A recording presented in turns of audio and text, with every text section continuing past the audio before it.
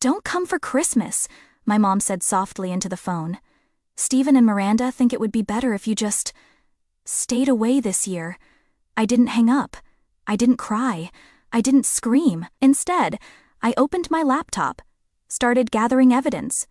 For the first time in 8 years, I was done playing their game. Let me back up.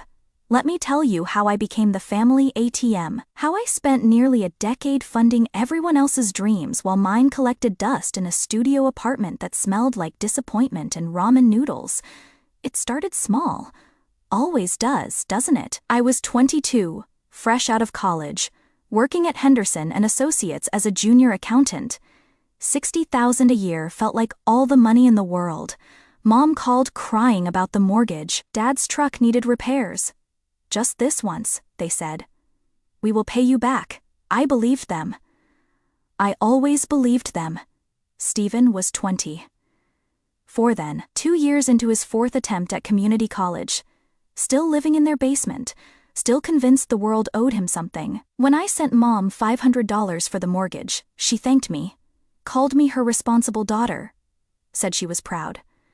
I liked being the responsible one, the successful one, the daughter who had her life together. What a joke. 8 years later, I am 30. Still responsible, still successful on paper, but my life, my actual life, I am living like a college student while my family treats me like their personal Bank of America. Every month, like clockwork, $800 to Mom for the mortgage, $400 to Dad for his truck payment, whatever Steven needed for his latest crisis, down payment on his car, rent money when he couldn't find work, grocery money when he spent his unemployment check on video games. Family helps family, Mom always said when I hesitated. What she meant was, "You help us. We take." I worked 60 whore weeks, lived in a 400-square-foot studio apartment in the worst part of town, drove a 12-year, old Honda Civic with a cracked windshield and prayer-based air conditioning. My furniture came from Goodwill. My clothes were clearance rack specials. I hadn't taken a vacation in 5 years. Meanwhile, Steven lived rent-free in their finished basement. Unemployment benefits and my monthly contributions funded his lifestyle. New gaming computer every year. Takeout 4 nights a week. Designer sneakers that cost more than my monthly grocery budget. He is going through a rough patch, Mom would say when I pointed out the unfairness. Steven had been going through a rough patch for 8 years, but I was the bad guy when I couldn't afford to co-sign his 3rd car loan. The selfish one when I suggested maybe he should get a job. The difficult daughter when I asked about repayment for the thousands I would already given him. "You are being mean," Mom said. "He is your brother. When is the last time Steven helped me with anything?" I asked. Silence. Always silence. 6 months ago, Steven's girlfriend Miranda moved in. Another mouth to feed. Another person living off my contributions. She didn't work either. Called it finding herself. I called it freeloading. But apparently, my opinion didn't matter. Miranda hated me from day one. Saw me as a threat to her cushy setup, started poisoning Steven against me, filling his head with stories about how I thought I was better than them, how I was trying to control the family with money. The irony was suffocating. 3 weeks before Christmas, Dad called about co-signing Steven's 4th car loan.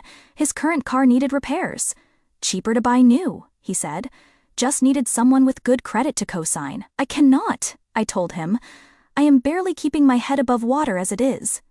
"You are being selfish," Dad said. "We raised you, gave you everything. This is how you repay us." I laughed. Actually laughed. "I have given you over $150,000 in 8 years. How exactly am I not repaying you? That is different. How?" Click. He hung up on me. 2 days later, Steven called. Drunk. Angry. "Miranda's right about you," he slurred. "You think you are so much better than us? Think your fancy job makes you special? I work 60 hours a week, Steven. I live in a studio apartment so I can afford to help this family. What exactly makes me the bad guy here?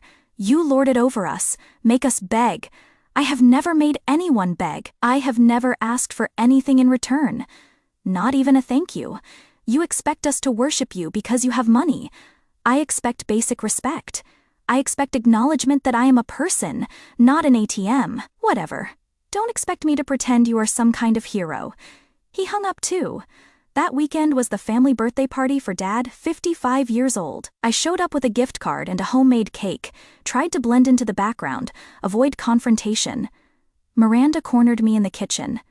"Stephen told me what you said," she said. "About the car loan. What about it? You are destroying this family. Making everything about money." I stared at her.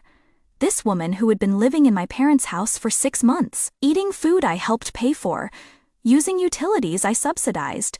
She was lecturing me about making things about money. "You don't know anything about this family," I said quietly. "I know enough. I know you think you are better than everyone. I know you use money to control people. I use money to pay everyone's bills. There is a difference. You could help Stephen with the car. You just choose not to. Why doesn't Stephen help Stephen with the car? He is 32 years old," her face twisted. "Not everyone can be perfect like you." Perfect. I live in a studio apartment and eat ramen noodles 4 nights a week so I can afford to help this family. That is not perfect. That is sacrifice. Poor little rich girl. That is when I knew. Miranda wasn't just Stephen's girlfriend. She was his enabler, his partner in keeping things exactly as they were. As long as I kept sending money, neither of them had to grow up, take responsibility, face reality.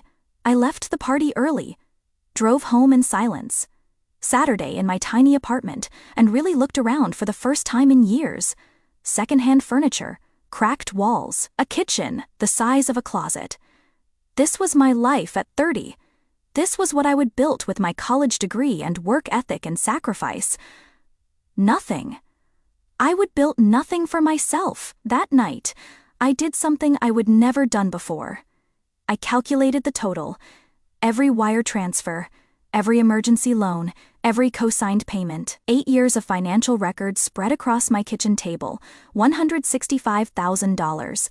The number stared back at me, not just money, 8 years of my life reduced to spreadsheet cells, 8 years of choosing their comfort over my own survival, 8 years of living someone else's definition of what love looks like.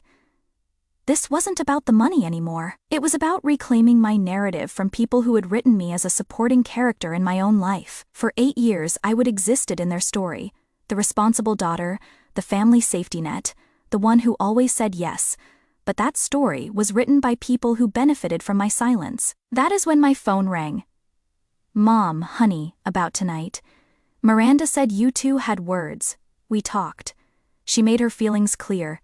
She is just protective of Stephen. You know how she is." "No, I don't know how she is.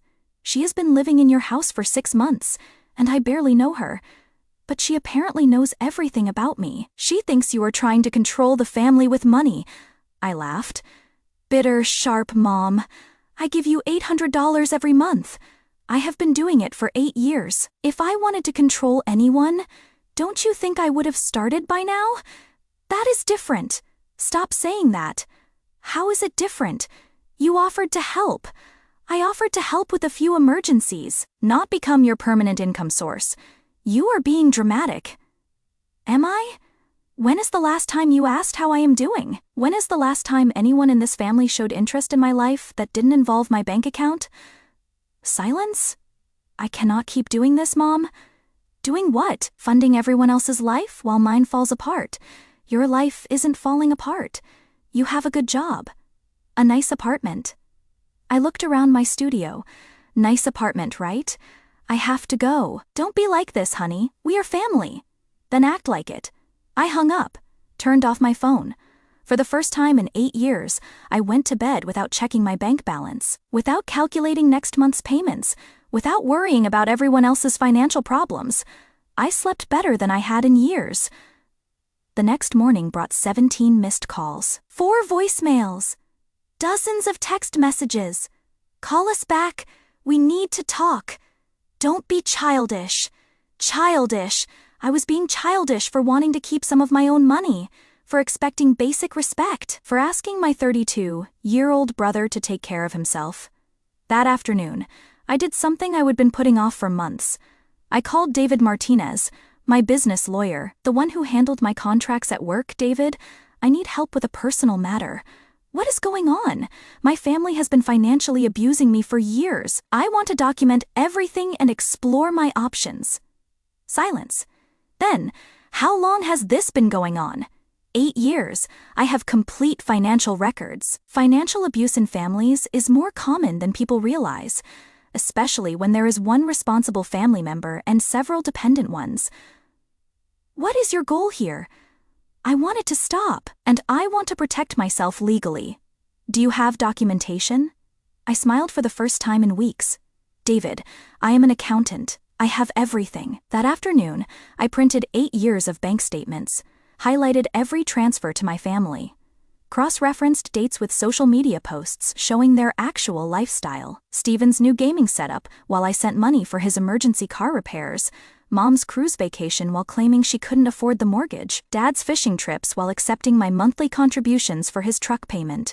The folder grew thick screenshots of text messages begging for money, emails promising repayment that never came, legal documents I would co-signed under pressure, a complete timeline of financial manipulation disguised as family obligation. I felt sick looking at it all. 8 years of evidence, 8 years of being used, but also something else. Clarity. This wasn't about punishment or revenge. It was about truth, about recognizing that my worth doesn't depend on being useful to people who refuse to see me as whole. For so long, I would existed in their narrative, the dutiful daughter who asks for nothing and gives everything. But narratives can be rewritten. Each bank statement was a boundary I would failed to draw. Each screenshot was a moment I would chosen their comfort over my own survival. But documenting the truth wasn't about shame. It was about reclamation. When you have spent years being the background character in your own life, gathering evidence feels like an earthquake, not violent but fundamental, a complete restructuring of internal landscapes. My phone buzzed. Text from Jake, my cousin, the only family member who had ever called out the dysfunction. Hey, saw the family group chat. Mom said you are being difficult about Christmas. What happened? I screenshot the conversation with Mom, sent it to him. Wow, after everything you have done for them. That is messed up. Jake knew. He would watched the dynamic for years. Watched me sacrifice while Steven took. Watched my parents enable while I enabled them. He was the only one who ever said what everyone else was thinking. I am done, Jake. I cannot do this anymore. Good. It is about time. Think I am being too harsh. Think you have been too soft for 8 years. That evening, Mom called again. Sweetheart, I know you are upset about Christmas. Maybe we can work something out. I am not upset about Christmas, Mom. I am done being treated like an ATM with legs. That is not what we do. That is exactly what you do. When did you last call me just to see how I was doing? When did you last show interest in my life that didn't involve my bank account? That is not fair. What is not fair is expecting me to fund everyone's lifestyle while I live in poverty. You are not living in poverty. You have a good job.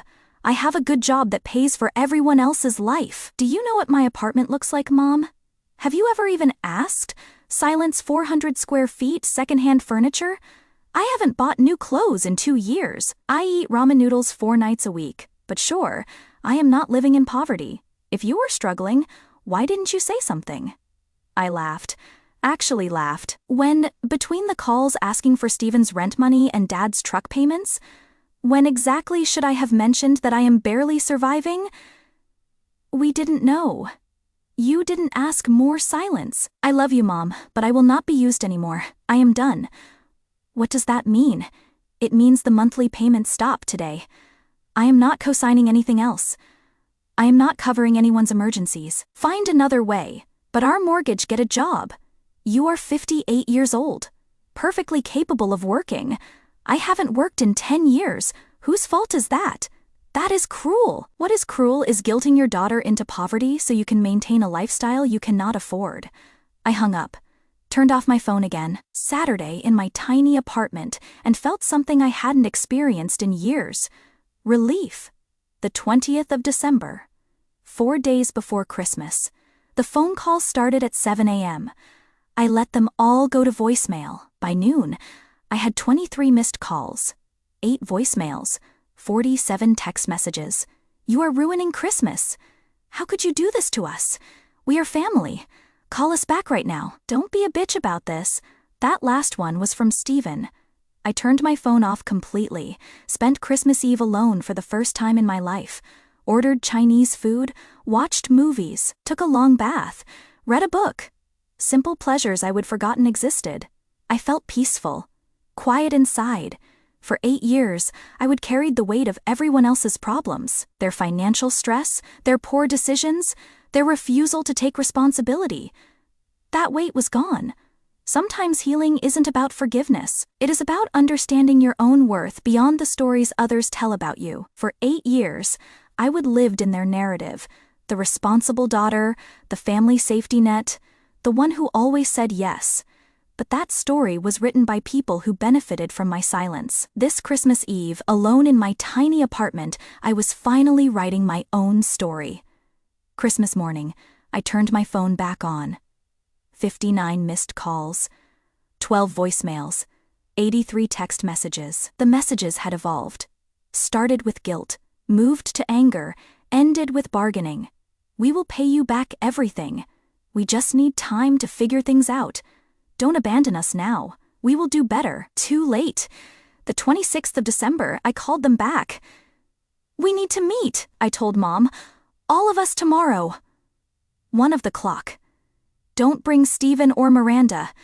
This is between you, Dad, and me. Honey, if this is about Christmas, it is not about Christmas. It is about 8 years of financial abuse. 1 of the clock, I hung up before she could argue. They showed up 30 minutes early, nervous. I answered the door in my business suit. Professional, calm. Ready? Come in. Sit. My tiny apartment felt even smaller with them in it. Mom perched on the edge of my secondhand futon. Dad stood by the window, hands in his pockets, both avoiding eye contact. I placed the folder on my coffee table. Black, plain, nothing dramatic. Before we talk, I want you to look at something. I opened the folder, spread the bank statements across the table like evidence in a courtroom, because that is what this was. A trial. $165,000, I said quietly. Over 8 years, not including the co-signed loans or the credit cards I helped with, or the emergency payments that don't show up in wire transfers. Mom's face went white. Sweetie, we never asked you to keep track. I didn't keep track for you. I kept track for me. I am an accountant. I track everything. I pulled out the next section, social media screenshots printed in color. Mom's cruise photos, Dad's fishing trips, Steven's restaurant check, inns and gaming equipment photos. While I was sending you money for emergencies, you were taking vacations. Dad bought a boat. Steven got a new computer setup every year. Mom went on 2 cruises. That is different, Mom said weakly. How is it different? Those were gifts, special occasions. From who? Who paid for your special occasions while I ate ramen noodles and worked overtime to afford helping you? Dad shifted, uncomfortably. We didn't know you were struggling. You didn't ask. 8 years of monthly payments, and neither of you ever asked if I could afford it. If it was impacting my life, if I needed help with anything, I reached for the next section, text messages and emails printed in chronological order. Here is where it gets interesting. Every time I hesitated about a payment, you used emotional manipulation. We are family. We raised you. How could you abandon us? Blood is thicker than water. I read their own words back to them. Promises of repayment that never materialized. Guilt trips when I asked questions. Threats to cut contact if I didn't comply. This is called financial abuse, I said, and emotional manipulation. I have spoken with a lawyer. I have documentation going back 8 years. Dad's jaw tightened. You are our daughter. We are not strangers. You are right. Strangers would have more respect for my boundaries. Strangers wouldn't expect me to fund their lifestyle while I live in poverty. Mom started crying. We never meant to hurt you. But you did hurt me every month. You took money I needed for my own life. Every holiday, you made me feel guilty for not giving more. Every time Steven needed something, you called me instead of telling him to get a job. I pulled out the final section. Legal documents, lawyer consultations. Research on financial abuse laws. Financial abuse between family members is still abuse. Emotional manipulation is still manipulation. The fact that we share DNA doesn't give you the right to exploit me. What do you want? Dad asked quietly. I want it to stop. Immediately. No more requests for money. No more guilt trips. No more treating me like your personal bank account. And if we refuse, his voice carried an edge. I smiled. Then I file a formal complaint for financial abuse. I pursue legal action for the unreturned loans. I present this evidence to the entire extended family so they can see exactly how you have been treating me. Mom sobbed harder. You would really destroy us like that. I am not destroying anything. I am protecting myself, something I should have done years ago. What about Stephen? She asked. He needs our help. What about him? He is struggling. He cannot find steady work. Stephen is 32 years old. If he cannot support himself by now, that is a choice. Your choice to enable him. My choice to stop funding it. But he is your brother, and I am your daughter. When did you last choose my well-being? Over his comfort. Silence. I spent 8 years being the responsible one, fixing everyone's problems, sacrificing my own life so you could maintain yours. I am done. I gathered the documents back into the folder. Here is what is going to happen. The monthly payments stop today. I am not co-signing anything else. I am not covering emergencies. I am not your backup plan anymore. But our mortgage get a job, Mom. You are 58, not 88. You are perfectly capable of working. I haven't worked in 10 years. Who is going to hire me? The same places that hire other 58-year-olds figure it out. That is cruel, she whispered. What is cruel is a mother who guilts her daughter into poverty so she doesn't have to work. What is cruel is parents who treat their child like a trust fund instead of a person. Dad sat down heavily on my futon. You are asking us to choose between our children. Number, I am asking you to stop choosing Stephen over me. You have been choosing his comfort over my survival for 8 years. We love you both equally. Bullshit, the word came out sharp final. If you loved us equally, you would expect equal contribution. You would have equal expectations. You would show equal interest in our lives. Language Mom said automatically. Just don't. I am 30 years old.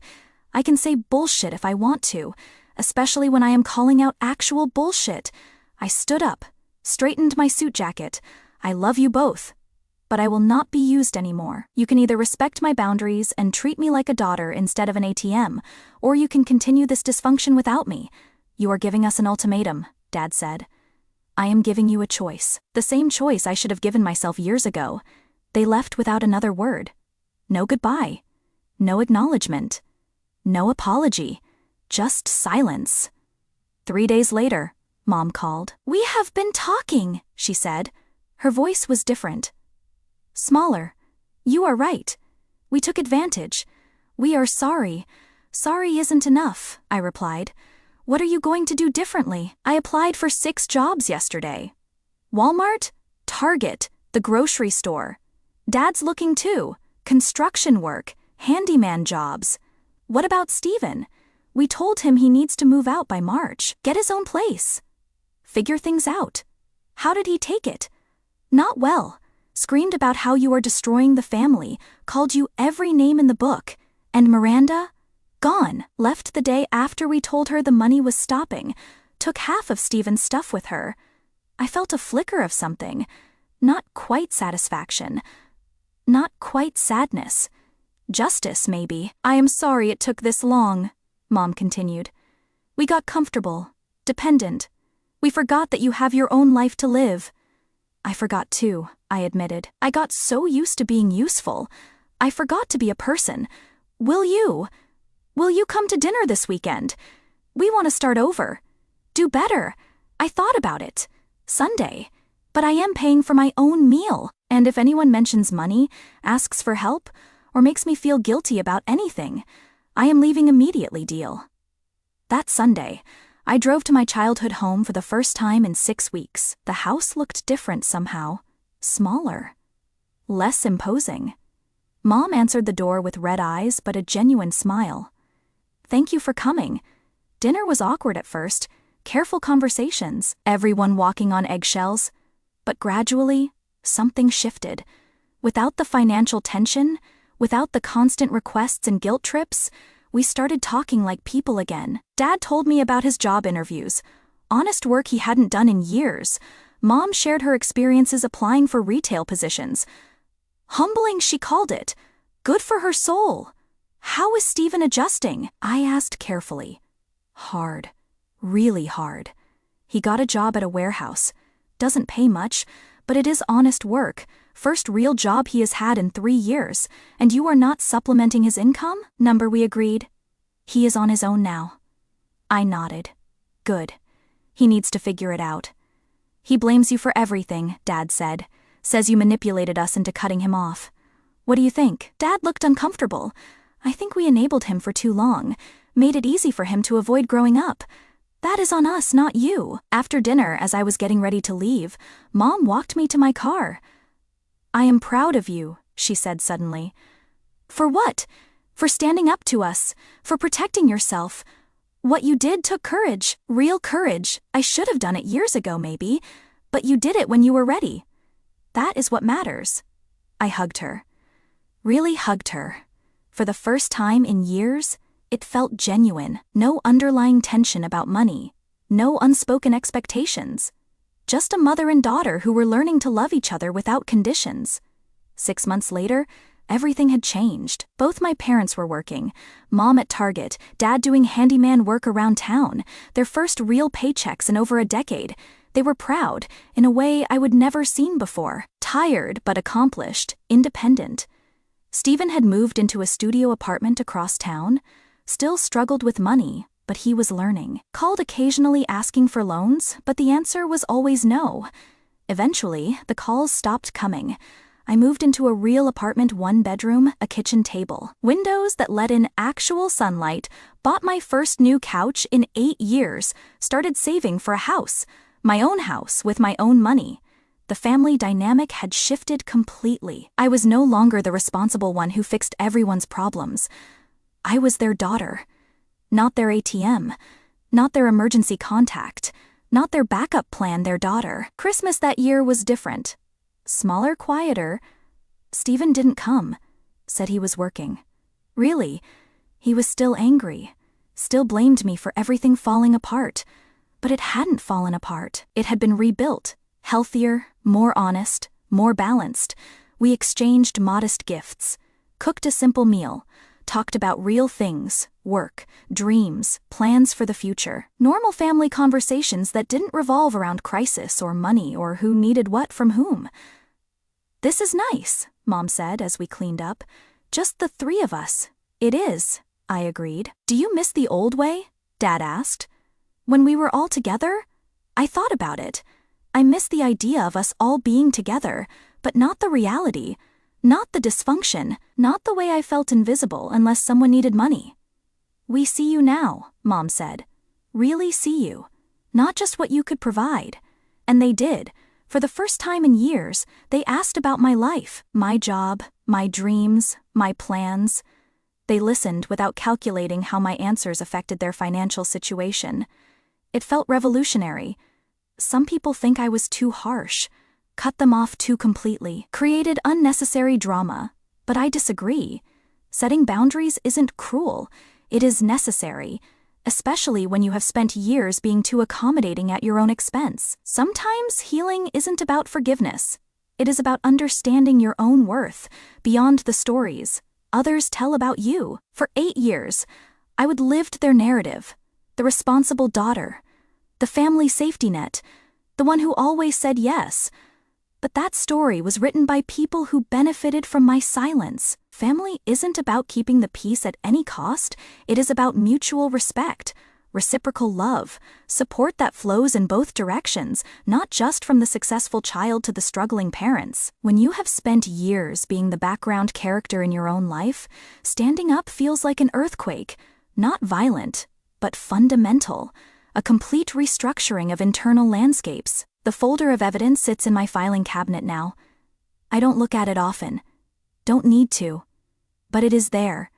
proof that my truth doesn't require permission from people who never wanted to hear it. True healing isn't about proving others wrong. It is about proving to yourself that you are worthy of your own protection. Some days I still get calls from extended family members who think I overreacted, who believe family should always come first, who cannot understand why I would abandon my parents when they needed me. I used to argue, used to explain, used to justify my decision. Now I just say, we have different definitions of family, because we do. Their definition includes unlimited sacrifice, financial obligation, enabling dysfunction in the name of love. My definition includes boundaries, mutual respect, support that doesn't destroy the giver. Their way nearly broke me. My way saved me. I don't regret gathering that evidence. Don't regret the confrontation. Don't regret choosing myself for the first time in 8 years. Because here is what I learned. Your worth isn't measured by what you provide to others. Your value doesn't depend on being useful. And family love shouldn't come with a price tag attached. Key moments of personal transformation often arrive quietly, without fanfare. They are not dramatic explosions but subtle shifts. A realization that your boundaries matter more than someone else's comfort. The Christmas I chose myself wasn't about punishment or revenge. It was about recognizing that my voice matters, that my truth is valid, that I deserve to be seen as more than what I can provide. Sometimes the best gift you can give yourself is the word no. Sometimes the most loving thing you can do is refuse to enable someone's dysfunction. Sometimes protecting yourself requires disappointing people who never worried about disappointing you. I spent 8 years believing that love meant sacrifice. That being a good daughter meant being a piggy bank. That family meant never saying no. I was wrong. Real love includes accountability. Real family includes boundaries. And real daughters are allowed to choose themselves sometimes. My narrative wasn't about revenge. It was about reclamation, about understanding that family isn't just blood, but mutual respect. Each legal document, each conversation became a step towards reclaiming my narrative. The real victory wasn't in the confrontation. It was in recognizing that my worth doesn't depend on being useful to people who refuse to see me as whole. In the end, family isn't about keeping secrets or maintaining destructive patterns. It is about seeing each other, truly seeing each other. And sometimes, that means being willing to walk away from people who only see your utility. The Christmas I chose myself wasn't the Christmas I ruined. It was the Christmas I finally started living my own story, and every Christmas since has been better because of it. Was I too harsh? Should family always come first? What would you have done in my situation? I would love to hear your thoughts in the comments below. Sometimes, the hardest conversations lead to the most important changes.